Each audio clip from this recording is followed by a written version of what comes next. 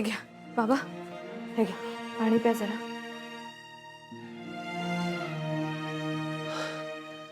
अक्षरा मला माफ कर. माफ कर, माझी चूक झाली, मोठी चूक झाली माझी, माफ कर मला. काय करताय तुम्ही? हात हात कशाला जोडताय? असं असं नका करू प्लीज, शांत व्हा. माझी खरंच चूक झाली अक्षरा. मी तुला विचारायला हवं होतं, तुझा सल्ला घ्यायला हवा होता. मी हे सगळं करण्याआधी मी एकदा बोलायला हवं होतं तुझ्याशी. हे असं काही होईल याची कल्पना नव्हती केली मी. त्या परक्या बाईसाठी अधिपती स्वतःच्या बापाला घराच्या बाहेर काढायला निघाला. जन्मदात्या बापाला. मी जन्म दिलाय ना अक्षरा त्याला. ती बाई कोण आहे त्याची? कोणी नाही. मी चूक केली अक्षरा. तुझं म्हणणं खरं आहे. त्या दोघांचं नातं त्याच्या मनात किती खोलवर रुजलंय हे ओळखू नाही शकलो मी. जी बाई त्याची कुणीच नाहीये, त्या बाईसाठी तो आज मला घराच्या बाहेर. तुमचाच मुलगा आहे तो बाबा. तुम्ही रागाच्या भरात मॅडमना घराबाहेर काढलं, तोच राग त्यांच्यातही आहे. तेही तेच करायला निघाले होते. देवीच्या स्थानी आहेत भुवनेश्वरी मॅडम त्यांच्यासाठी. देवीसारखी पूजा करतात ते, माहितीये ना तुम्हाला. पण ती देवी नाही आहे अक्षरा, राक्षसी नाही ती. अहो पण आता नाहीच कळणार आहे त्यांना. बाबा मी तुम्हाला तेच सांगत होते की जे काही खरं खोटं करायचं ते मॅडम घरात असतानाच करायला हवं होतं. आता मॅडम घरात नसताना ते शक्य नाहीये. बाबा आता आपल्याला जे काही करायचंय ते खूप विचारपूर्वक आणि शांतपणे करावं लागणार आहे. तुम्हाला तुमची वागण्याची पद्धत बदलावी लागणार आहे. आता तुम्ही रागाच्या भरात मॅडमना घराबाहेर काढलं, त्यांना काय साध्य झालं सांगा मला. त्याचा उलटाच परिणाम झाला की नाही? मी म्हटले तसंच झालं ना. काही असेल अक्षरा, पण या सगळ्यामध्ये तुला खूप त्रास झाला. आय एम सॉरी, माझी चूक झाली. तुम्ही सारखा हात नका ना जोडू. आता शांत राहा आणि टेन्शन घेऊ नका. रागाच्या भरात अधिपती तुमच्यासारखंच वागले, ते मनावर घेऊ नका. आता एकदा मॅडम घरी आल्या ना की त्यांचाही राग आपोआप शांत होईल. आणि म्हणूनच आपण मॅडमना लवकरात लवकर शोधण्याची गरज आहे. कळतंय का तुम्हाला? मान्य आहे मला. मला तुझं म्हणणं कळलंय अक्षरा. तुम्ही आराम करा आता. मी अधिपतींशी बोलते.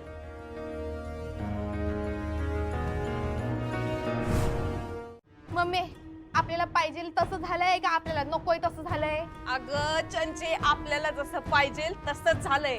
अगं आपली ग्रहदशा फिरली. अगं आपल्याकडे चांगले दिवस येणार आहेत आता. मम्मी काय झालंय काय ते सांग. हे बघ आई जरा.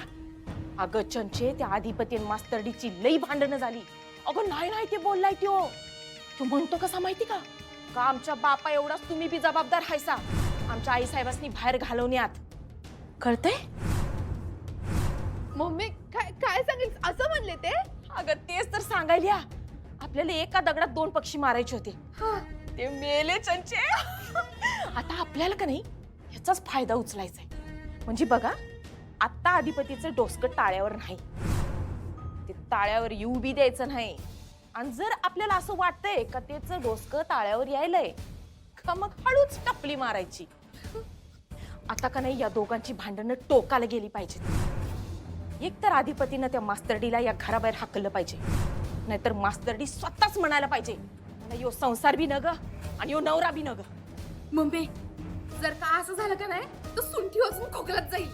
अगं चंचे, त्योच तर घालवायचा आहे. आई अंबाबाई, काय तर मार्ग दाखव बाई. आता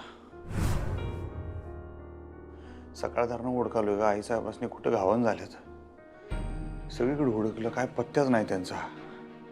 तुला तर माहित असेलच की त्या बी मागं काही सुगाव ठेवून गेल्या नाहीत. असं कळावं माणसाला, सांग बरं. काहीतरी चमत्कार कर. या घरात मला आईसाहेब पाहिजेत बघ. मला बाकी काय माहित नाही. त्यांच्याशिवाय मी राहू शकत नाही. तुला माहित आहे का नाही?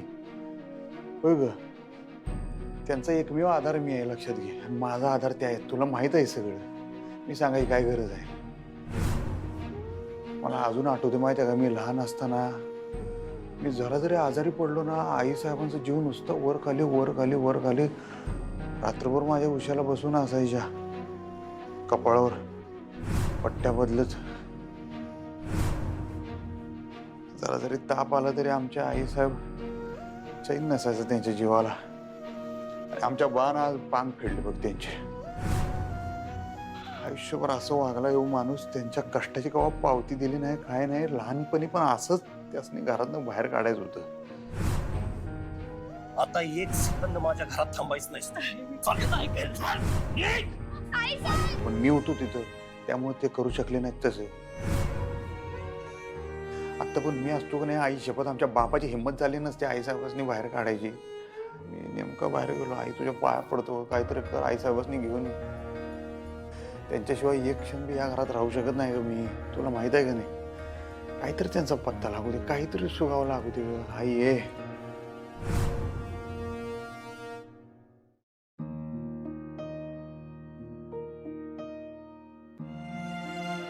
चिडलाय ना माझ्यावर? सगळ्या जगावरच चिडला असणार तुम्ही, अगदी साहजिक आहे. पण मी खरं सांगते अधिपती, मी खरंच सांगते, मला काहीच माहित नव्हतं. तुम्हाला आता मॅडम बद्दल जेवढं माहिती आहे ना तेवढंच मला माहित होतं. मला थोडी जरी कल्पना असती ना तर मी तुम्हाला लगेच इथे घेऊन आले असते. खरंच सांगते मी, मला पण पटलेलं नाही हे बाबांनी जे केलं ते. मी बोलले त्यांना, खूप बोलले. आता बोलून काय फायदा? आमच्या आईसाहेब आहेत का घरात? असं काय करता, ते येतील ना परत, येतील ना त्या घरी परत. त्यांना करमणार आहे का तुमच्या अजून कुठे? मला पण त्यांच्याशिवाय करमत नाही या घरात. सवय नाही राहू, मी नाही राहू शकत या घरात त्यांच्याशिवाय. त्यासनी घेऊन येणार बघा तुम्ही, लवकरात लवकर घेऊन येणार.